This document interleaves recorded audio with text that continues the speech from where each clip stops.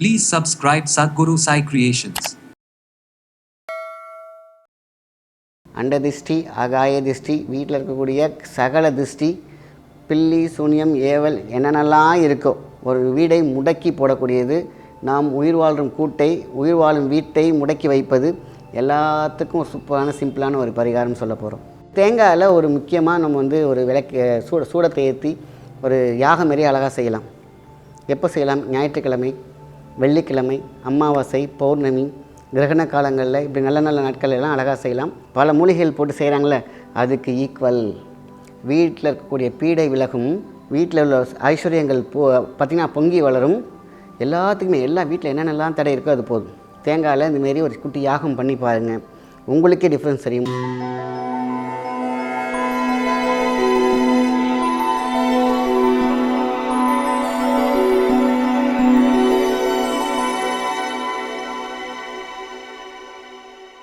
வணக்கம், உங்கள் மாயன் செந்தில்குமார்.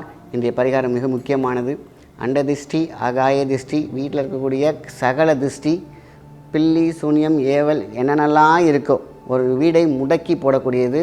நாம் உயிர் வாழும் கூட்டை, உயிர் வாழும் வீட்டை முடக்கி வைப்பது. எல்லாத்துக்கும் ஒரு சூப்பரான சிம்பிளான ஒரு பரிகாரம் சொல்ல போகிறோம். அண்டம் என்ற ஒரு வாழ்க்கை, அண்டத்தில் தான் நம்ம வாழ்கிறோம். அண்டத்தில் இருக்கக்கூடிய பிண்டத்தில் இருக்கிற அண்டத்தின் கொடுத்துருக்கக்கூடிய விஷயத்தில் தான் எல்லா வகையான பூஜைகளுக்கும் நம்ம தேங்காய் யூஸ் பண்ணுவோம். இந்த தேங்காய் சாதாரண விஷயம் கிடையாது. இந்த முக்கண்ணனில் இருக்கக்கூடிய எல்லா தாது சத்துக்களுமே இருக்குது. அதனால தான் பார்த்திங்கன்னா அந்த காலத்துல எல்லாம் பார்த்திங்கன்னா தேங்காய் மூடியில் விளக்கேற்றுவாங்க, எலுமிச்சை மூடியை விளக்கேற்றுவாங்க. விளக்காய் போற்றி போற்றி எரிய, எல்லாமே சுற்றி சுற்றி தீய சக்திகள்லாம் எரியன்னு சொல்லுவாங்க. அதாவது வேறு மாதிரி பாட்டு நான் உங்களுக்கு புரிகிற மாதிரி சொல்லியிருக்கேன். அதனால தான் தீய சக்தியில் எரியக்கூடிய சக்தி அண்டத்திற்கு உண்டு. அதனால தான் அந்த காலத்தில் தேங்காய் உச்சி முதல் பாதை மாதிரி என்ன பண்ணுவாங்க, அமாவாசை அன்னைக்கு இங்கேருந்து கால் வரைக்கும், தலையிலேருந்து கால் வரைக்கும் இங்கேருந்து வச்சு உடச்சி போடுவாங்க, சுற்றி போடுவாங்க.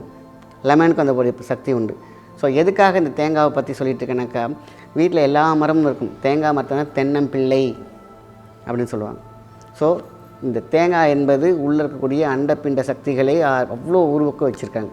தேங்காயில் ஒரு முக்கியமாக நம்ம ஒரு விளக்கு சூடத்தை ஏற்றி ஒரு யாகம் மாரி அழகாக செய்யலாம். எப்போ செய்யலாம்? ஞாயிற்றுக்கிழமை, வெள்ளிக்கிழமை, அமாவாசை, பௌர்ணமி, கிரகண காலங்களில், இப்படி நல்ல நல்ல நாட்கள் எல்லாம் அழகாக செய்யலாம்.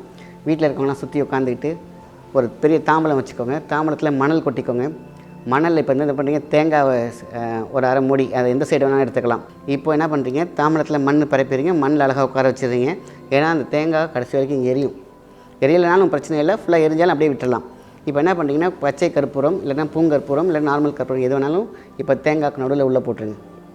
இப்போ பற்ற வச்சுக்கோங்க, அவ்வளோதான். இது அற்புதமான ஒரு பேராற்றல் கொண்டு வந்தது. வீட்டில் எப்பேற்பட்ட திருஷ்டியாக இருக்கட்டும், நீங்கள் வீட்டையும் சுற்றி காட்டலாம், ஆளுங்களை முன்னாடி வச்சு அவங்களுக்கு ஆரத்தி எடுக்கிற மாதிரி எடுக்கலாம். இது பார்த்திங்கன்னா எப்பேற்பட்ட திருஷ்டியையும் விளக்கக்கூடியது. அதேமாதிரி பார்த்திங்கனாக்கா இது அழகாக ஆலாதனை, டோட்டலாக ஆலாதனை பண்ணுற மாதிரி பண்ணணும். அதாவது 1 2 3, அதேமாதிரி 1 2 3, அப்புறம் பார்த்திங்கன்னா மேலே அந்த ஸ்னேக் மாதிரி கீழே அப்புறம் அப்படியே மேலே. இப்படி நம்ம பூஜை ரூம்லேயும் நம்ம தெய்வங்களுக்கு காட்டலாம், அதேமாதிரி வீட்டில் காட்டலாம். பேர்பட்ட விஷயம் சூப்பரான எப்பேற்பட்ட திருஷ்டியும் எடுக்கும். அதேமாதிரி சக்தி, ஏன்னா இது அண்ட தேங்காய்ங்கிறது அந்த அண்டம்ங்கிறது பெரிய பேரண்டத்தை கொடுக்கக்கூடிய விஷயம். பேர்பட்ட இதை டெய்லியும் செய்யலாம், வாரத்துக்கும் செய்யலாம், அமாவாசை பௌர்ணமியில் செய்யலாம். அற்புதமாக இருக்கும், சூப்பராக. ஏன்னா இது இதோட ஷெல் தேங்காய் சம்மந்தப்பட்ட விஷயங்கள் எல்லாமே எப்பேற்பட்ட தடைகளையும் வீழ்த்தும். அதேமாதிரி காரிய சித்தி, பணவரத்து, வீட்டில் பணம் தங்காமல் இருக்கிறது, எப்போ பார்த்தாலும் சண்டை சச்சரவுகள், அப்புறம் வீட்டில் நிம்மதியே இல்லாமல் இருக்கு இல்லையா, இதுமாரி நம்ம தேங்காயில் ஏற்றிட்டு இந்த தேங்காய் நம்ம தூர போட்டுடலாம். இதை வீட்டில் வச்சுக்கணும் அவசியம் இல்லை. இது கற்பூரம் ஏற்றினாலே போதும். பச்சை கற்பூரம்னா ரொம்ப பெஸ்ட்டு. நான் பச்சை கற்பூரம் தான் வச்சுருக்கேன். பச்சை கற்பூரம் நல்ல விஷயத்தை கொடுக்கும், எல்லா வளமும் பலமும் கிடைக்கும். வேறு எந்த வஸ்துவும் தேவையில்லை. தேவைப்பட்ட 4-5 கிராம்பு உள்ளே போட்டுக்கலாம், அவ்வளோதான். வேறு எந்த ஒரு மந்திரமும் கிடையாது. சுற்றி உட்காந்துக்கோங்க. உட்காந்து இந்த எரியுது பார்த்திங்களா, அதை மட்டும் பாருங்கள். வேறு எதுவும் தேவையில்லை. இதை திருஷ்டியாகவே போடலாம். தனியாக இருக்கீங்களா, கையில் வச்சு சுற்றியும் போடலாம். நம்ம லெஃப்ட்டு, அதாவது எப்படி சுற்றி போடணும்னு கேட்டிங்கன்னா, ஒரு வேளை இந்த யாகம் மாரி இல்லாமல் நான் தனியாக செஞ்சுக்கிறேன், இல்லை எங்கள் வீட்டில் தனித்தனியாக செய்கிறேன் அப்படின்னாக்கா, அரை மூடி தேங்காய் எடுத்துகிட்டு அதில் கற்பூரம் போட்டுக்கோங்க. போட்டு ஃபஸ்ட்டு கிளாக் வைஸில் ஒரு 3 வாட்டி, ஆன்டி கிளாக் வைஸில் ஒரு 3 வாட்டி, அப்புறம் மேலேருந்து கீழே யார் நிற்கிறாங்களோ அவங்களுக்கு சுற்றி போடுறதுக்கு. இல்லை எனக்கு சுற்றி போடுறதுக்கு இல்லாமல் இந்த யாகம் மாதிரியே பண்ணலாம் அப்படின்னு கேட்டிங்கனாக்கா, அதை அப்படியே மணலில் பதிச்சு வச்சிங்கன்னா எரிய நீங்கள் கற்பூரம் மட்டும் போட்டுகிட்டே வாங்க போதும். வேறு எதுவும் தேவையில்லை. அது எரிஞ்சு, அந்த தேங்காய் எரிஞ்சு அந்த ஓடு வரைக்கும் எரிஞ்சாலும் ஓகே தான். இல்லை அதுக்கான நேரம் இல்லைன்னா நம்ம தேங்காய் வரைக்கும் எரிஞ்ச வரைக்கும் போதும், அப்படியே வச்சுட்டு அது கால் படாரத்தில் தூக்கி போட்டுடலாம். இல்லை ஃபுல்லாகவே எரியுது, அதனால தான் மணல் போட்டுக்க சொன்னேன். கீழே டைல்ஸ் இருக்கலாம், அந்த இதில் சேதாரம் இல்லாமல் தாம்பளத்தில் மண் நிரப்பிட்டு அது மேலே அந்த தேங்காய் மேலே அந்த கற்பூரம் எரியுது, அவ்வளோதான். இதை மட்டும் செஞ்சாலே போதும். நம்ம சுற்றி உட்காந்துப்போம். சில சமயத்தில் ஃபுல்லாக எரிஞ்சு கொட்டாங்குச்சி எரியும் போது இந்த கேஸ் மாதிரி எரியும், கொஞ்சம் தள்ளி உட்காந்துக்கோங்க, அவ்வளோதான். மற்றபடி இதில் நீங்கள் வந்து தேங்காய் இருக்குது பார்த்தீங்களா, இந்த கொட்டாங்குச்சி, அது அவ்வளோ பெரிய மகா மருத்துவம். அது வந்து ஒரு மூலிகையின் பயன். நடுவில் உள்ள தேங்காய், நீங்கள் அடுத்தது பார்த்தீங்கன்னாக்கா நீங்கள் கற்பூரம் வைக்கிறீங்க. 3 லேயருமே அண்ட குண்ட பேரண்ட ஒரு யாகத்துக்கு சமம். பல மூலிகைகள் போட்டு செய்கிறாங்களே, அதுக்கு ஈக்குவல். வீட்டில் இருக்கக்கூடிய பீடை விலகும், வீட்டில் உள்ள ஐஸ்வர்யங்கள் பார்த்திங்கன்னா பொங்கி வளரும். எல்லாத்துக்குமே எல்லா வீட்டில் என்னென்னலாம் தடை இருக்கோ அது போதும். அப்போ அமாவாசை, பௌர்ணமி, வெள்ளிக்கிழமை இந்தமாரி நம்மளே செய்யலாம். காலையில் குளிச்சுட்டு அழகாக அப்படி வீட்டில் எல்லாம் இருந்தேன். ஒருவேளை எனக்கு நேரம் இல்லை, எல்லாருமே வேணும்னா சண்டே அன்றைக்கி சுற்றி உட்காந்துக்கோங்க. யார் இருந்தாங்க அவசர காலமாக வெளில போயிருக்காங்கன்னா அடுத்த வாரம் வந்து உட்காந்துக்கிட்டோம். இருக்கிறவங்க அழகாக உட்காந்துட்டு அந்த யாகம் எரியிற மாதிரி இருக்குது பார்த்தீங்களா, அப்போ எனக்கு இது வேணும், என்கிட்ட இருக்கிறது கெட்ட சக்திலாம் அந்த அண்டகுண்டத்தில் எரியுது, நான் சுத்தமாகிட்டுருக்கிறேன், என் உயிர் சுத்தமாகுது, என் தேகம் சுத்தமாகுது, என் எண்ணம் சுத்தமாகுது, இப்படி சொல்லிகிட்டே இருந்தாலே போதுமான விஷயம். இல்லை தேங்காய் எரியலை சார் அப்படின்னா போதும், ஒன்றும் பிரச்சனை இல்லை. எனக்கு தேங்காயில் அந்த கற்பூரம் எரியணும், அவ்வளோதான். அது எரிஞ்சு அந்த சூடில் நீங்கள் கற்பூரம் போட்டுக்கிட்டே இருங்க. இல்லை எனக்கு இன்னும் நல்லா எரியுன்னா அந்த கற்பூரம் போட்டுகிட்டே இருந்தீங்கன்னா எரிய அந்த தேங்காய் பத்தும் எரியும். பச்சையாக இருந்தாலும் எரிஞ்சு, கொட்டாங்குச்சும் எரிய ஆரம்பிக்கும். ஃபுல்லாக அப்படியே எப்படி உங்களுக்கு பஞ்சகவிய விளக்கு வந்து ஃபுல்லாக எரியுது, அந்தளவுக்கு உங்கள் நேரம் வந்தால் உட்காந்துக்கலாம். அதெல்லாம் அப்புறம் இந்த ஆஷஸ்லாம் எடுத்து நீங்கள் கால்பட இடத்துல போட்டாலே போதுமான விஷயம். இப்படி செய்து வந்தால் வீட்டிற்கு நல்லது, உயிர் வாழும் கூட்டிற்கும் நல்லது. பேரண்ட சக்தி வீட்டுக்குள் வரும், தீய சக்திகள் விலகி தெரித்து ஓடும். அதை பின்னங்கால் படரை எடுத்து ஓடும் சொல்லுவாங்க. அது மாதிரி தேகத்தில் என்னென்ன பிரச்சனைகள் இருக்குது, என்னென்னலாம் உள்ள நெகட்டிவிட்டி இருக்குதுன்னு நம்ம யாராலையும் கணித்து சொல்ல முடியாது. இவ்வளோ இருக்குது, இவ்வளோ வெயிட் இருக்குது அப்படிலாம் சொல்ல முடியாது. அதனால் அண்டத்தில் இந்த மாதிரியான விஷயம், அண்டம்னா தேங்காயில் இந்தமாரி ஒரு குட்டி யாகம் பண்ணி பாருங்கள், உங்களுக்கே டிஃப்ரென்ஸ் தெரியும். அதேமாதிரி வியாபார ஸ்தலங்கள்லேயும் சரி, வியாபார ஸ்தலங்கள் இருக்குது, சரியாகவே போகலை, பிடை பிடிச்ச மாதிரி இருக்குனாக்கா அதேமாதிரி கையில் எடுத்துக்கிட்டு நம்ம எல்லா ரூமுக்கும் சுற்றி வரலாம். ஒரு இன்ஜின் வச்சுருப்பாங்க, இல்லைன்னா பார்த்திங்கன்னா ஒரு மிஷினரிஸ் இருக்கும். மிஷினரிஸ்க்கெலாம் நம்ம சுற்றி போட்டோம்னாக்கா உங்களுக்கு அவ்வளோ பெரிய லாபத்தை கொடுக்கக்கூடிய ஒரு சக்தி தான். அங்கே நெகட்டிவிட்டி கிளென்சர் ஆகும். ஒருவேளை நீங்கள் எங்கேயாவது வெளியூர் பயணம் போகிறீங்களா, ஓகே, அதே தேங்காய் காரை 3 வாட்டி சுற்றி அதுக்கப்புறம் நம்ம வெளியில் இங்கே கால்படாத இடத்துல தூக்கி தூக்கி போடலாம்.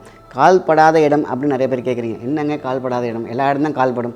இந்த போகும்பொழுதே வெளியே போகிறதுல பார்த்தீங்கன்னாக்கா உங்களுக்கு வந்து பார்த்திங்கன்னா அந்த குப்பையில் போடக்கூடாது. இந்த காடு கரைன்னு சொல்லுவாங்க, அந்த சைடு ஆள் நடமாட்டமே இருக்காது, வெறும் மரம் மட்டும் இருக்கும். பார்த்திங்கன்னா முள் புதர்களாக இருக்கும், வெறும் காக்கா குருவிகள் காடு இது மாதிரி இருக்கும். அந்த இதில் தான் தூக்கி போடுறது தான் வந்து பார்த்திங்கனாக்கா கால்படாத இடம். அப்போ கால்படாத இடம் உங்களுக்கு நிறைய பேர் இந்த கேள்வி கேட்டுகிட்டே இருக்கீங்க, அதனால தான் சொல்ல வரேன். இந்த கால்படாத இடம் என்பது மனித நடமாட்டம் எங்கே இல்லாமல் இருக்கோ அப்படி போடாமல், அதனால தான் நம்ம மனிதன் நடப்போம் இல்லையா, அதனால் கால்படாத இடம்னு அந்த காலத்தில் சொல்லியிருக்காங்க. ஸோ இதுவும் ரொம்ப ரொம்ப முக்கியமான விஷயம். இதில் செல்ஃப் ஹீலிங் பண்ணிக்கலாம். யாருமே இல்லை நமக்கே பண்ணிக்கணும் அப்படின்னு நினைக்கும் போது அதே மாதிரி தான் சிம்பிள். இப்போ என்ன பண்ணுறீங்க, அப்படி உட்காந்துக்கோங்க, மேலேருந்து அப்படி கீழே வரைக்கும் உங்களுடைய முடிஞ்ச வரைக்கும் கீழே, அதுக்கப்புறம் மேலே, அதுக்கப்புறம் நம்மளை சுற்றி 1 2 3, அதுக்கப்புறம் 1 2 3, அதுக்கப்புறம் கரெக்டாக இங்கே வச்சுக்கிட்டு அந்த நெருப்பை கொஞ்சம் நேரம் பார்த்துட்டு, என்னோடய உடம்புல உள்ள தீய சக்திகள் எல்லாம் என் கண்கள் வழியாக கைகள் வழியாக இந்த அக்னிகள் கரைந்து போகிறது, நான் சுத்த தேகமாகிறேன் அதுமாதிரி சொல்லிவிட்டு அதுக்கப்புறம் நீ அதை வந்து கால்படாத இடத்துல போகலாம். இதுமாதிரி செல்ஃபாகவும் நம்ம வந்து இதை ட்ராக் பண்ணிக்கலாம். அடுத்தவங்களுக்கும் நம்ம வீட்டில் உள்ளவங்களுக்கும் போடலாம். இது மாதிரி யாகம் மாதிரியே நம்ம வச்சு பண்ணலாம்.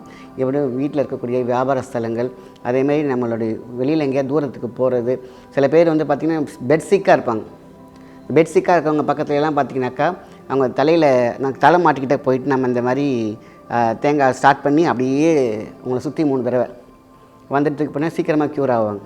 வீட்டில் பெரியவங்களாம் இருப்பாங்க, சில பேருக்குலாம் வியாதி இருக்காது. அப்போது தலையில் இந்த மாதிரி பண்ணி முடித்த பிறகு கையில் வச்சு பண்ணும்பொழுது நம்ம போய்ட்டு என்ன பண்ணணும், உப்பில் கை கழுவிடணும். அது மறந்துடாதீங்க.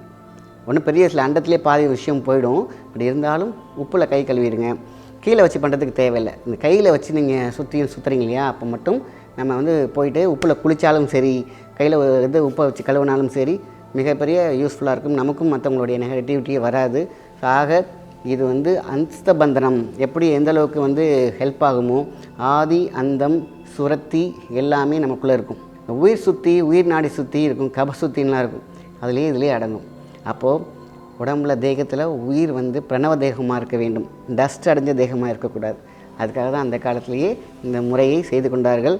தேங்காயில் நம்ம வந்து விளக்கு ஏற்றலாமா, சூப்பராக ஏற்றலாம். அதில் எந்த விதமான விஷயமும் கிடையாது. தேங்காய்ங்கிறது வந்து பார்த்திங்கனாக்கா நம்ம கலசமாக வச்சுருக்கோமே, அதை நம்ம வந்து ஏன் இப்படி இந்த மாதிரி யூஸ் பண்ணணும் அப்படின்னு நிறைய பேர் கேட்பீங்க. இது அந்த காலத்தில் பயன்படுத்தியிருக்காங்க.